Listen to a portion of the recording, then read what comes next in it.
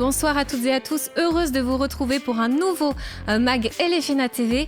On va parler d'un club de National 2, c'est Bergerac, qui fait un excellent parcours en Coupe de France. Voici le sommaire. Ce soir sur LFNA TV, nous irons à la rencontre d'Erwan Lanuzel, l'entraîneur de Bergerac. Nous reviendrons bien entendu sur le parcours de cette équipe de National 2. Bergerac en Coupe de France, tous les exploits de ce club analysés avec nos invités. On démarre cette émission, bien entendu, avec nos invités acteurs de ce club de National 2. Christophe Fauvel, président, Paul Fauvel, directeur général, et Paul Maisonneuve, joueur du club de Bergerac. Bonsoir, messieurs. Bonsoir. Merci à vous trois d'être avec nous sur LFNA TV. Alors, quel beau parcours que Bergerac entreprend dans cette Coupe de France. Vous accédez au 8e de finale pour la deuxième fois de votre histoire et face à un beau monument du football, Saint-Etienne, on le rappelle. Qu'est-ce que ça symbolise pour vous de jouer contre cette équipe, Christophe Fauvel ? C'est tout un mythe pour des générations comme la mienne et bien d'autres, je pense, puisque au-delà de l'affiche de ce 8e de finale, comme vous l'avez rappelé, est la deuxième fois que nous pouvons l'atteindre avec ce club de Bergerac. C'est la première fois que nous pouvons jouer une affiche aussi mythique que celle-ci, parce que je pense que après le Paris Saint-Germain et après l'Olympique de Marseille, l'AS Saint-Etienne est le troisième club peut-être dans le cœur des Français qui a marqué l'histoire de ce sport, et on a la grande chance, le bonheur de les accueillir en Dordogne, à Périgueux, au stade Francis Rongiras, et ça va être toute la fête du football en Périgord. Et justement, délocaliser ce match, Christophe, ça n'a pas été trop compliqué à organiser ? Je ne vais pas commencer par sortir un joker, donc je vais vous répondre. Si, c'est extrêmement compliqué de conserver ce type de match en Dordogne. Nous avons un contexte sanitaire qui est certes pesant, avec des décrets à respecter. Et très franchement, si j'ai pu remercier le préfet de la Dordogne mardi dernier de nous avoir accordé, avec les règles qui étaient les siennes, une jauge à 3200 places à ce stade Francis Rongiras, je ne l'ai franchement pas remercié ce week-end d'avoir maintenu cette jauge contre vents et marées, alors que tout va s'assouplir à partir du 2 février. Nous jouons le 30 janvier. Ça veut dire qu'à 2 jours près, nous aurions pu mettre 10 000 personnes dans ce stade. Et là, nous restons bloqués à ce chiffre de 3200 personnes. Ça va faire beaucoup de déçus, beaucoup de frustrés. C'est franchement très dommage parce que ce n'est pas tous les jours que le Périgord est en capacité d'accueillir une telle affiche. Et tout à fait. En plus, la billetterie vient juste d'être ouverte, il me semble. Oui, c'est aussi un autre paradoxe. Nous avons reçu la billetterie vendredi en fin d'après-midi, donc elle va être ouverte au public simplement à partir de mardi 14h, réservée aux licenciés, abonnés, partenaires début de semaine dernière et demain après-midi. Donc c'est très très tardif en termes d'organisation, et au passage, je prie d'en excuser tous les fans du foot et du club de Bergerac pour cette affiche, mais j'espère franchement une seule chose, c'est qu'on puisse peut-être réaliser un exploit de plus et organiser cette fois-ci un quart de finale dans de meilleures conditions pour donner satisfaction à un plus grand nombre. On l'espère aussi. On va revenir avec vous, messieurs, sur cette belle affiche Bergerac-Saint-Etienne. Mais avant, on va s'intéresser à Erwan Lanuzel, qui est l'entraîneur de cette équipe de Bergerac à 33 ans. Il a déjà un parcours qui fait des envieux. Il s'est lancé dans ce nouveau projet sportif avec le club de National 2. On le découvre dans ce portrait signé Julien Curcy.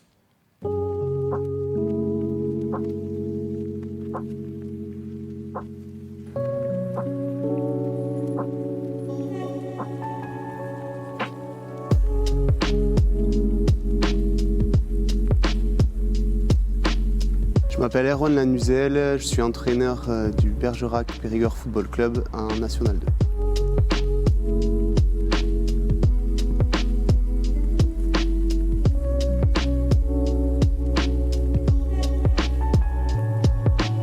Alors en fait, moi ça repart à l'époque où j'étais joueur, parce qu'il avait été nommé à 25 ans du coup coach d'une équipe première en N3.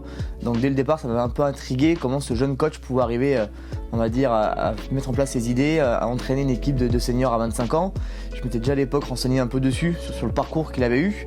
Et après, c'est sur le premier confinement, où on a un peu discuté à propos d'un joueur qui était Romain Scarpit, qui est maintenant chez nous. On avait discuté via LinkedIn à l'époque. On avait pas mal échangé sur un peu la philosophie du projet qu'il avait en tête, ce qu'il imaginait pour son futur. Et à l'époque, il avait 31 ans, donc il était plein d'un force de l'âge.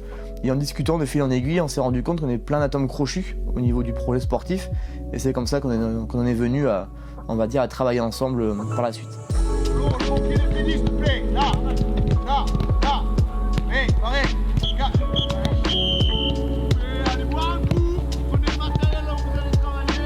J'ai de suite apprécié l'approche qu'il a eue. Il a été hyper humble en disant qu'il ne connaissait pas le niveau, que lui il avait fréquenté les divisions d'en dessous, mais qu'il voilà, était plein d'ambition et tout. Et franchement, son discours, moi j'ai accroché direct. Parce que c'est vrai qu'on n'a pas l'habitude d'entendre ça venant d'un coach. Et franchement, il a réussi à fédérer tout un groupe rien que sur la première intervention qu'il a faite en individuel. Donc moi j'ai de suite accroché, j'ai hyper apprécié. Et vraiment après, il a pris le groupe N2 comme si ça faisait longtemps qu'il était à ce niveau-là, quoi. Nous, on n'a vu aucune différence avec un coach qui était là depuis des années ou quoi dans le passé, mais ça s'est super bien passé.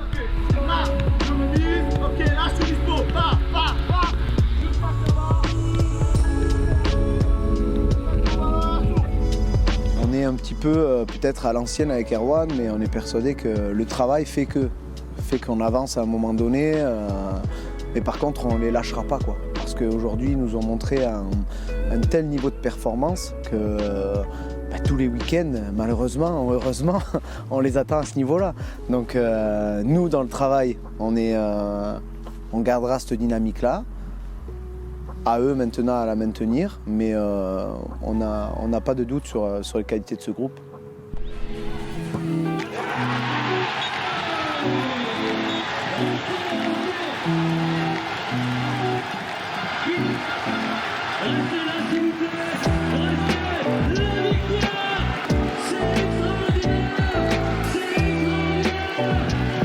Moi, je me concentre sur les résultats. Je pense que quand on a affaire à des personnes plutôt intelligentes, en général, on va plutôt d'abord juger la compétence plutôt que de juger un âge. Je prends des exemples, que ce soit pour la couleur de peau, le sexe. Si aujourd'hui on veut des gens compétents, on va ignorer toutes ces choses-là et on va regarder avant tout la compétence. Donc très vite démarrer sur de la compétence quand on met en place les séances et très vite être capable d'amener tout un collectif avec soi. Donc très honnêtement, je n'ai pas senti à un moment donné un regard différent du fait que je sois jeune.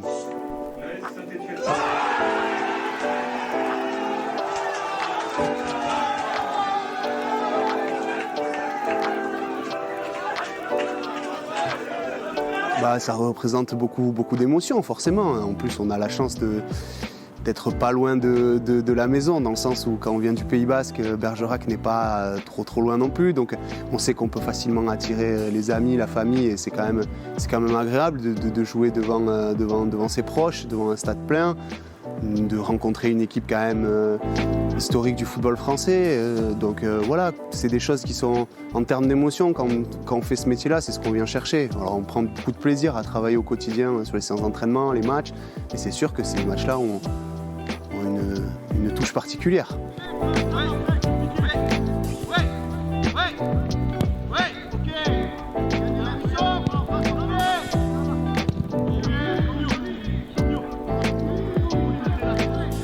La suite, c'est toujours la semaine qui suit. Hein. Honnêtement, on est toujours focalisé sur la semaine qui arrive. Si on n'était pas dans cet état d'esprit, qu'on se projetait, ça serait beaucoup trop compliqué. Aujourd'hui, moi, j'essaye de maîtriser ce qu'on peut faire. Ce qu'on peut faire, c'est notre travail au quotidien, notre travail chaque semaine. Et à la fin, on sera récompensé ou pas, mais en tout cas, on va travailler très fort chaque semaine pour continuer à vivre des émotions. Après, aujourd'hui, il reste 14 journées de National 2, ça fait beaucoup de 15 journées même, ça fait beaucoup de journées, beaucoup de points, une poule très homogène. J'oublie pas comment on a galéré dans certains endroits pour prendre des points. Ça a basculé dans un sens, ça peut très bien basculer dans un autre. Donc aujourd'hui, on est assez lucide sur notre première partie de saison et on essaye d'être très concentré pour prolonger cette dynamique-là. Et honnêtement, on n'a pas envie que ça s'arrête non plus, donc voilà, on met des signaux chaque semaine aux joueurs et nous, staff, on s'impose des signaux pour pouvoir maintenir notre niveau d'exigence.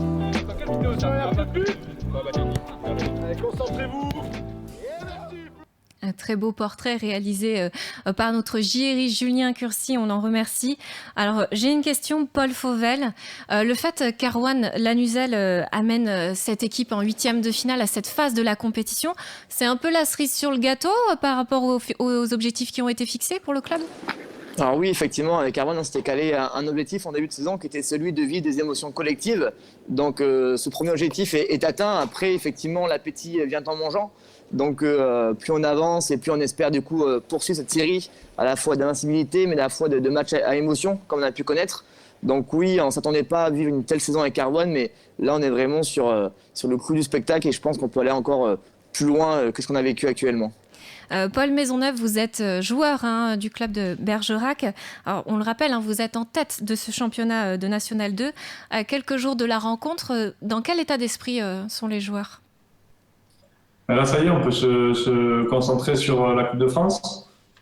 Jusqu'à maintenant, c'était focus championnat parce que c'est notre pain quotidien. Donc, faut pas penser au reste quand c'est les semaines de compétition normales, on va dire. Maintenant, voilà, c'est à la fois du plaisir, du bonheur, de la concentration, et puis c'est quand même un peu un rêve qu'on est en train de vivre. Donc, c'est pas tout le monde qui a la chance de faire un 8e de finale de Coupe de France, encore moins contre une Ligue 1 et contre Saint-Etienne. Donc voilà, ça y est, on est rentré dedans. Enfin, à partir de demain, on rentre dedans dans la semaine, et puis voilà, on va kiffer, quoi. Et justement, il y a une semaine de préparation particulière avant la rencontre? Non, c'est une semaine plutôt classique. La seule différence, c'est qu'on joue le dimanche. Alors, d'habitude, c'est soit le vendredi, soit le samedi. Donc, la semaine est un petit peu plus longue. Donc, elle commence le mardi. Alors, d'habitude, elle commence le lundi. Mais sinon, non, a priori, ça va être une semaine classique. L'entraîneur, justement, vient de nous l'envoyer sur le groupe WhatsApp. Là. Voilà, une semaine classique. Et la veille, on va quand même aller à Périgueux pour prendre connaissance un peu avec le terrain, les vestiaires et l'ambiance là-bas. Alors je le rappelle, si vous nous rejoignez à l'antenne sur LFNA TV, Le Mag, c'est une émission spéciale consacrée à Bergerac qui est en lice dans cette Coupe de France et qui va rencontrer Saint-Etienne, un club mythique. Alors n'hésitez pas à nous suivre sur les réseaux sociaux, à YouTube et Facebook et commenter cette émission.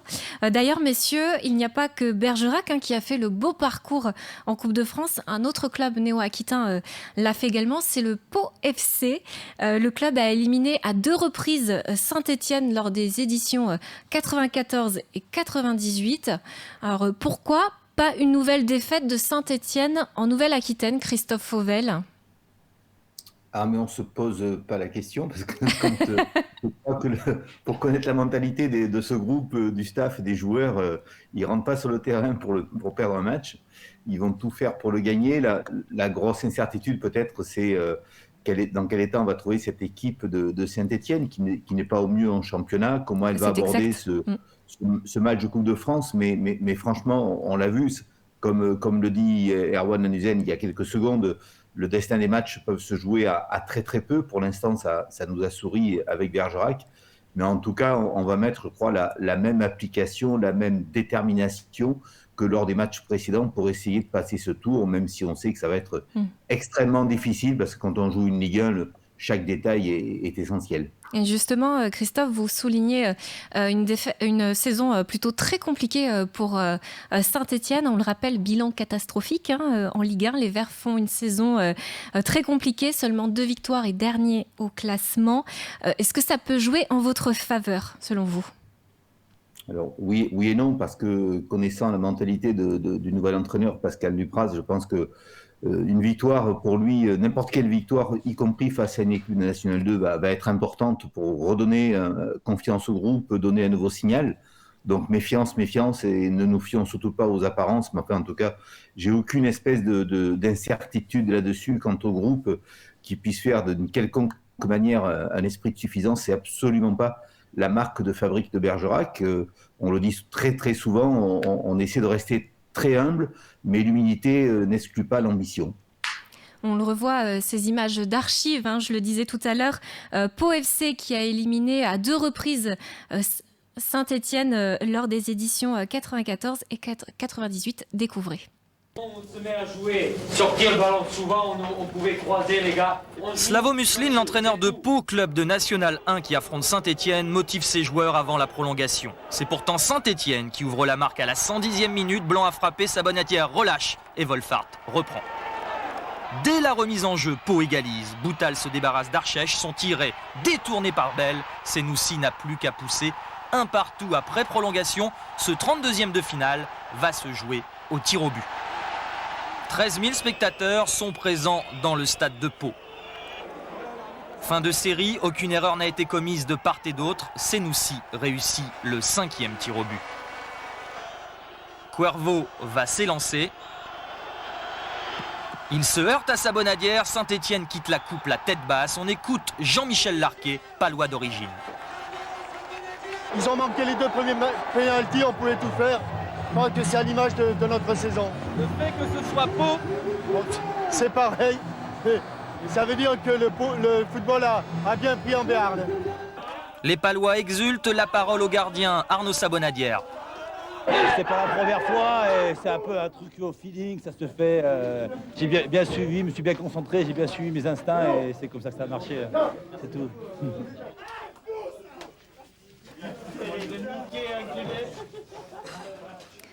Paul Fauvel, ça vous fait rêver de voir ces images ? Oui, effectivement, en plus, je ne connaissais pas du coup cette histoire sur Saint-Etienne du coup à Pau, donc ça fait plaisir de voir. Et on espère vraiment revivre les mêmes émotions en terre Nouvelle-Aquitaine, donc pourquoi pas le BPFC en 2022. Paul Maisonneuve, on revient avec vous par rapport à l'état d'esprit des joueurs. Ça vous fait rêver aussi ces images de victoire du Pau FC face à Saint-Etienne ?